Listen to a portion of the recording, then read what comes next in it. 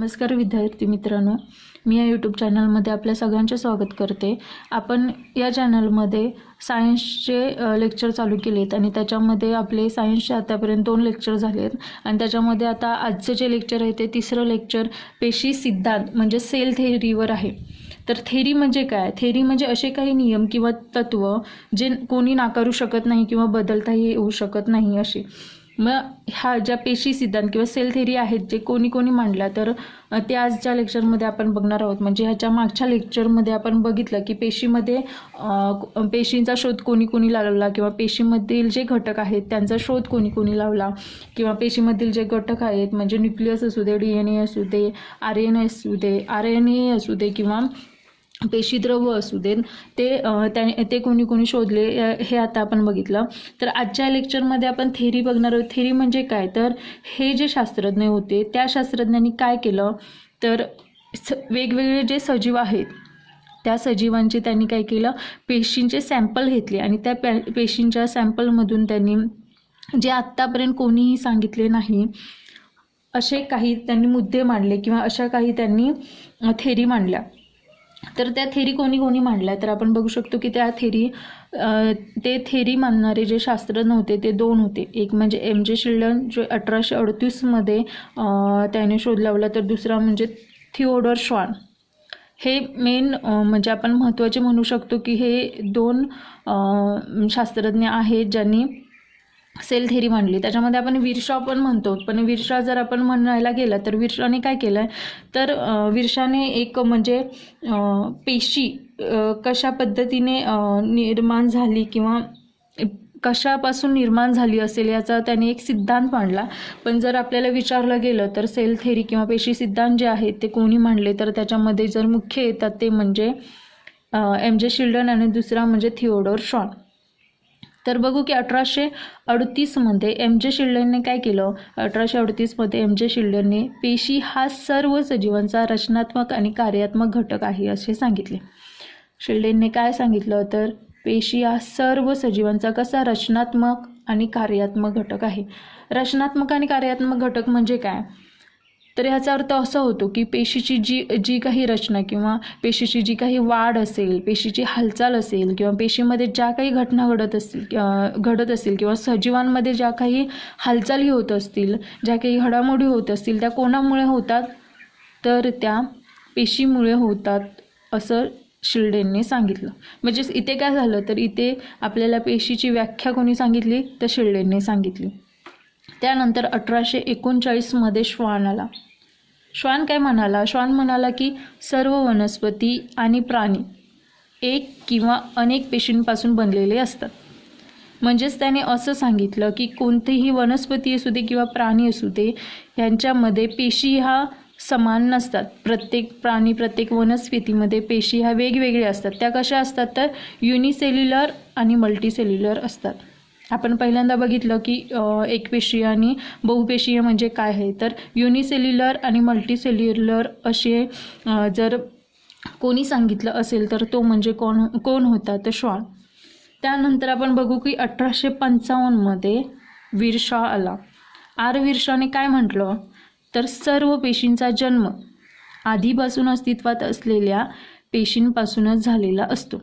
विरशॉ काय म्हटला तर सर्व पेशींचा जन्म कसा आधीपासून जी आधी अस्तित्वात होती त्याच पेशींपासून दुसऱ्या पेशीचा जन्म होतो असा श्वान म्हटला। आणि त्याच्यामध्ये ग्रीक भाषेमध्ये एक त्याचं वाक्य प्रसिद्ध आहे ते आपल्याला माहीत पाहिजे, ते म्हणजे ओमनिस सेल्युला ई सेल्युला।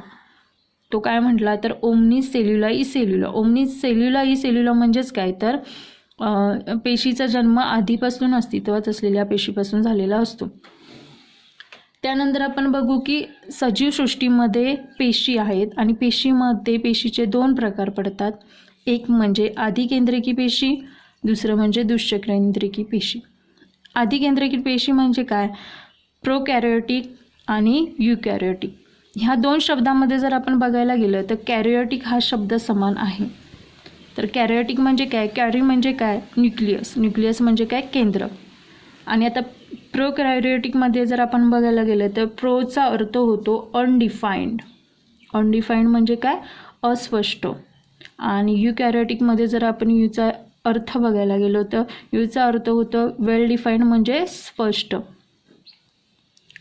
म्हणजेच याचा अर्थ असा होतो की प्रोकॅरियोटिकमध्ये अस्पष्ट म्हणजे केंद्रक हे स्पष्ट नसतं किंवा ते स्पष्टपणे दिसत नाही किंवा नसतं असं जरी म्हटलं आपण तरी चालतं. पण दृश्यकेंद्रिकीमध्ये कसं असतं, केंद्रक हे स्पष्ट असतं.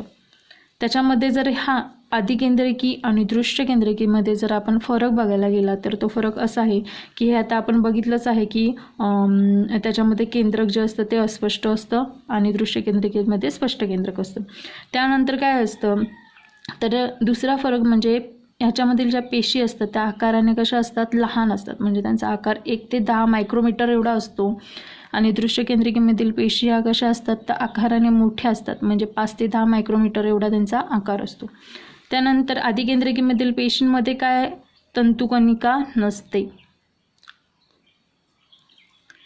आणि दृश्यकेंद्रिकीमध्ये एक किंवा अनेक तंतुकणिका असतात. दृश्यकेंद्रिकी पेशीमध्ये एक किंवा अनेक तंतुकणिका असतात. त्यानंतर आदिकेंद्रिकीमध्ये मुक्त गुणसूत्रे असतात, त्यांची जोडी असते ती एक असते. मुक्त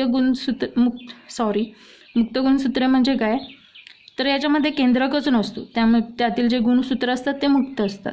आणि दृश्यकेंद्रिकीमध्ये काय असतं तर बंदिस्त गुणसूत्रे असतात. म्हणजे त्याच्यामध्ये गुणसूत्रांच्या अनेक जोड्या असतात. बंदिस्त कशामुळे असतात तर त्याच्यामध्ये न्यूक्लियस म्हणजे केंद्रक असतो, त्यामुळे ते केंद्रकामध्ये बंदिस्त असतात आणि त्यांच्या जोड्या ज्या असतात त्या अनेक असतात. आदिकेंद्रिकीमध्ये जर आपण बघितलं तर DNA कसा असतो, गोलाकार आणि आखूड असतो. दृश्यकेंद्रिकीमध्ये DNA लांब, सर्पिलाकार आणि दुहेरी शृंखलेचा असतो. आदिकेंद्रिकीमध्ये एक पेशीय सजीव असतात. दृश्यकेंद्रिकीमध्ये एक पेशीय आणि बहुपेशीय सजीव असतात. आदिकेंद्रिकीचं जर आपण उदाहरण घ्यायची झाली, एक्झाम्पल घ्यायचं झालं तर त्याच्यामध्ये जीवाणू आणि आर्किया असं येतं. आर्किया काय आहे, आर्किया तर प्रो आणि जीवाणू हा आहे काय ट्रू आहे. म्हणजेच जीवाणूचाच पहिला घटक किंवा आर्कियाचं आपण मोडिफिकेशन जीवाणू म्हणू शकतो. म्हणजेच आर्कियापासूनच पुढे मोडिफाय होऊन हा जीवाणू तयार झालेला आहे. तर ही त्याच्यामध्ये 2 उदाहरणे येतात. आणि जर आपण दृश्यकेंद्रिकीचे उदाहरण घ्यायला बघितलं तर त्याच्यामध्ये 2 प्रकार पडतात, एकपेशीय आणि बहुपेशीय.